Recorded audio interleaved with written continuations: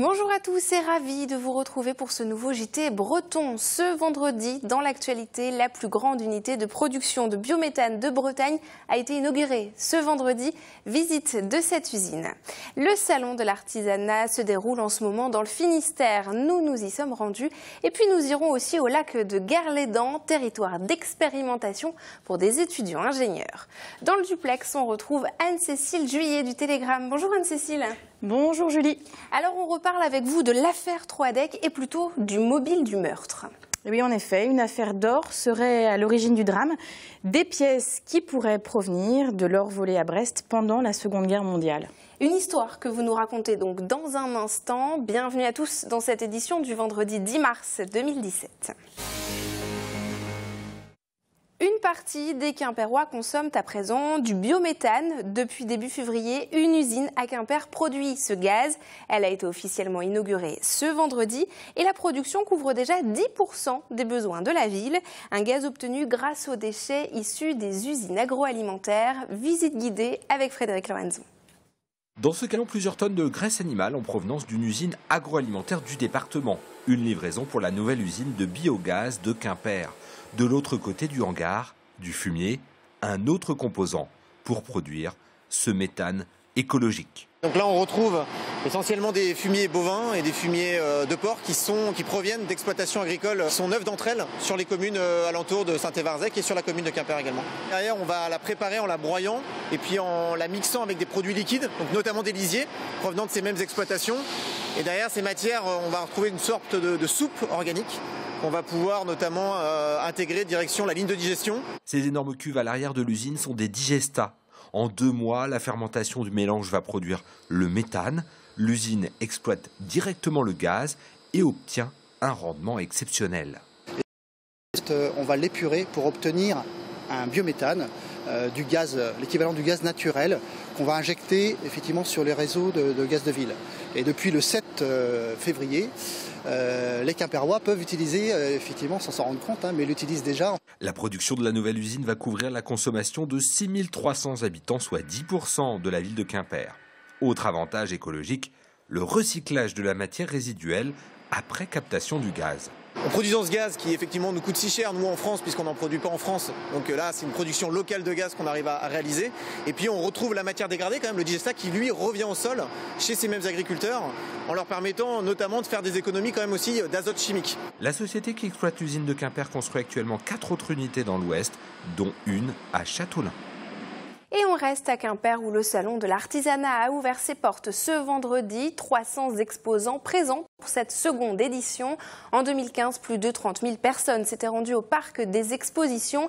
Des visiteurs qui ont toujours une attente très forte pour les producteurs locaux. Christophe Boucher était sur place. Une tendance lourde se dégage. Le public devient de plus en plus exigeant et demande des comptes en termes de qualité de produits. Le consommateur est prêt à payer plus à condition de connaître les produits et leurs origines. Je pense qu'il y a une demande de la part des consommateurs qui est de plus en plus importante sur la traçabilité. Les gens sont contents de mettre un peu plus cher pour un produit de qualité, mais ils tiennent absolument à savoir comment c'est fait et avec quels produits ils sont faits. Ça, à l'avenir, ce sera imparable. Et cela, les artisans l'ont bien compris, dans le secteur alimentaire, les initiatives se développent. Créée il y a moins d'1 an, cette brasserie morlaisienne conçoit des bières de façon très traditionnelle. Brasse vraiment à l'ancienne, vraiment à la main, avec notre fourquet, on n'a pas de machine ni rien, donc c'est pour ça que l'artisanat, on est vraiment dedans. Ils viennent régulièrement chez nous, prendre peut-être une bière au lieu de prendre un pack, mais ils préfèrent boire mieux. Moins mais mieux. Autre exemple, ici, l'aventure de la Crips a commencé il y a 2 ans dans la cuisine de Tanguy à Plonéis. 1 an plus tard, le jeune entrepreneur reçoit le prix de la création d'entreprise au niveau national. Aujourd'hui, ils sont 3 dans sa cave à créer ce produit on ne peut plus local. À la base, c'est vraiment une crêpe tournée à la main sur nos crampous traditionnels avec un sarrasin cultivé localement et du beurre de baratte. Nous, on va directement chez le producteur, on essaye de acheter chez eux carrément, voir comment ça se passe. Voilà. Il attend une histoire, une âme aussi dans ce qu'on lui propose et c'est ça qu'on essaye de transmettre. Et durant le salon de l'artisanat, vous pourrez déguster les produits, mais aussi découvrir les secteurs du bâtiment et des services. Cette année, plus de 300 entreprises vous attendent jusqu'à lundi au parc des expositions de Quimper. L'affaire Troadec a livré des détails sordides, mais le mystère entoure toujours le mobile du crime, les fameux lingots d'or. Certains y voient le retour de l'or volé pendant la Seconde Guerre mondiale dans la rade de Brest. Anne-Cécile Juillet nous en dit plus. Alors Anne-Cécile, expliquez-nous d'où venait cet or. Eh bien, pour le comprendre, il faut se replonger dans l'histoire de la Seconde Guerre mondiale. On est fin mai 1940, les Allemands marchent à grands pas vers Paris et à ce moment-là, le ministre des Finances de l'époque pense à sauver l'or de la Banque de France. Pour cela, il l'exfiltre, il le fait exfiltrer discrètement des coffres-forts parisiens. Il les fait charger dans des trains en direction de différents ports français, dont Brest. Donc entre le 30 mai et le 14 juin 1940, 60 convois transportant 736 tonnes d'or passent par Brest. Puis le métal précieux est chargé sur 5 navires à destination des États-Unis et de certaines colonies françaises pour y être mis en sécurité. Et tout l'or est mis en sécurité finalement ? Eh bien justement non, et c'est là que cette histoire vient s'entrechoquer avec l'affaire Troadec. Une caisse de 50 kilos serait tombée dans le port, au niveau du quai de Lanninon, là où les navires étaient chargés. Et il se dit que cette caisse n'a officiellement jamais été retrouvée, mais officiellement seulement parce qu'une autre version circule, a été livrée et semble se vérifier, puisque c'est précisément de cet or-là, de cette caisse-là, que parle la mère de Pascal et Lydie Troadec, et elle apporte des explications. Selon elle, leur père l'aurait découvert dans un appartement du quartier de Recouvrance, parce qu'il était chargé d'y faire des travaux. Il l'aurait subtilisé. Alors on ne sait pas si c'est la totalité des 50 kilos ou seulement une partie. Et puis il l'aurait gardé par devers lui jusqu'à sa mort. Son fils Pascal s'en serait alors saisi. Et c'est à partir de là que démarre cette puissance jalousie familiale entre Lydie Troadec et son compagnon, Hubert Cahuissin d'un côté, et Pascal Troadec de l'autre. Est-ce qu'on est sûr de cette version de l'histoire, Anne-Cécile ? Écoutez, pour l'instant, elle ne repose sur la parole finalement que de 2 personnes. Hubert Cahuissin, qui en a fait état pendant sa garde à vue. Il a évoqué ces pièces d'or. Il a expliqué que sa compagne et lui auraient été lésés, et ce qui aurait expliqué, finalement justifié d'une certaine façon son ressentiment envers son beau-frère. Elle repose aussi donc sur les dires de la mère de Pascal et Lydie, qui a clairement évoqué son origine, c'est-à-dire l'or volé de la Banque de France pendant la Seconde Guerre mondiale. L'avocate de Brigitte Troadec, donc la femme de Pascal Troadec, estime elle que c'est un fantasme familial, une légende. En tout cas, inutile de préciser que les enquêteurs remontent déjà cette piste et tentent de vérifier si elle est crédible ou non, parmi, bien entendu, beaucoup d'autres zones d'ombre. De nombreux rebondissements nous attendent donc. Merci beaucoup Anne-Cécile et plus de précision dans votre reportage ce samedi dans le Télégramme. Merci. Exactement, merci. On parle à présent d'une première en France. Les supporters de l'En Avant Guingamp peuvent devenir actionnaires de leur club de foot. Une opération qui s'achève en avril et qui a déjà remporté un franc succès. Mathilde Kemener nous en dit plus.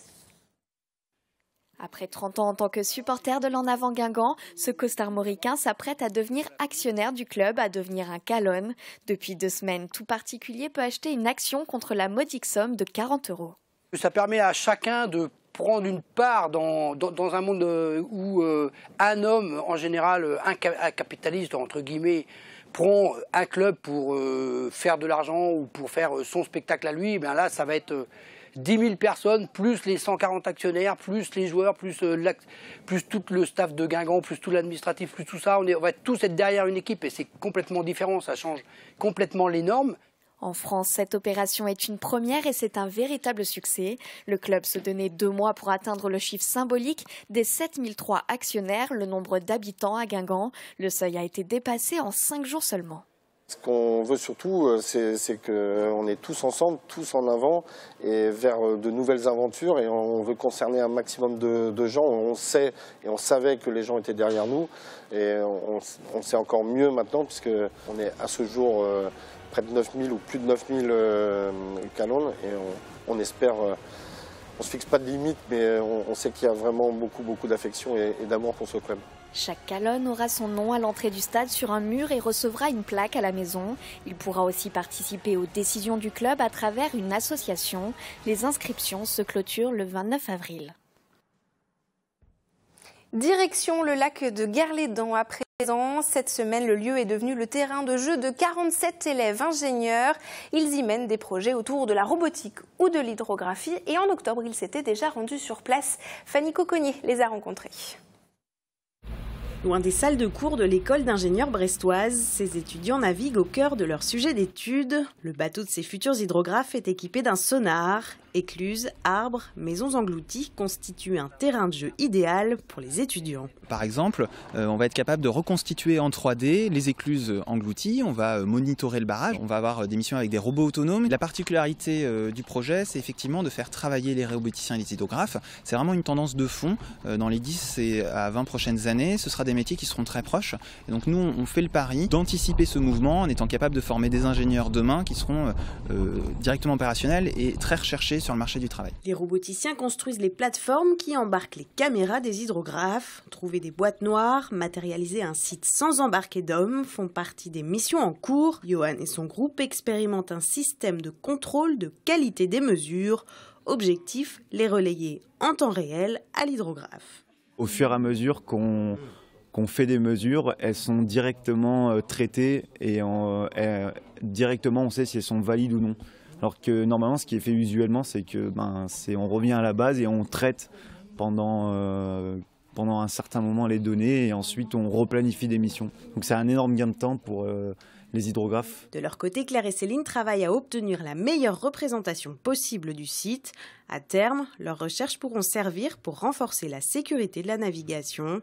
Dans un premier temps, les relevés de cette semaine seront transmis à EDF, propriétaire du barrage de Guerlédan. Et on retrouve à présent le Tour de Bretagne en 60 secondes de Benjamin Bréon. Cet été, j'étais au zoo de Beauval. Et c'est comme ça qu'est né ce rhinocéros, une œuvre du sculpteur morlésien Christian Sanchez. Elle a été réalisée à partir d'un seul bloc d'Iroko et pèse quand même ses 280 kilos. L'artiste est aussi restaurateur, autant dire qu'il a de l'or dans les mains. Un peu moins gracieux que les grands dauphins dont on vous parle régulièrement, mais avec tout autant de spectateurs, ce sont les élèves du lycée maritime Pierre Loti de Paimpol qui se sont mis à l'eau jeudi après-midi pour une démonstration de sauvetage. Alors les gars, elle était bonne ? Et enfin, clin d'œil aux copains surfeurs de Lost in the Swell qui présentent leurs aventures au Gabon entre vagues vierges et grosses bestioles tant dans l'eau que sur terre, ce vendredi soir à Brest. Mais les premiers épisodes sont aussi en ligne naturellement. On vous les conseille. Bon week-end.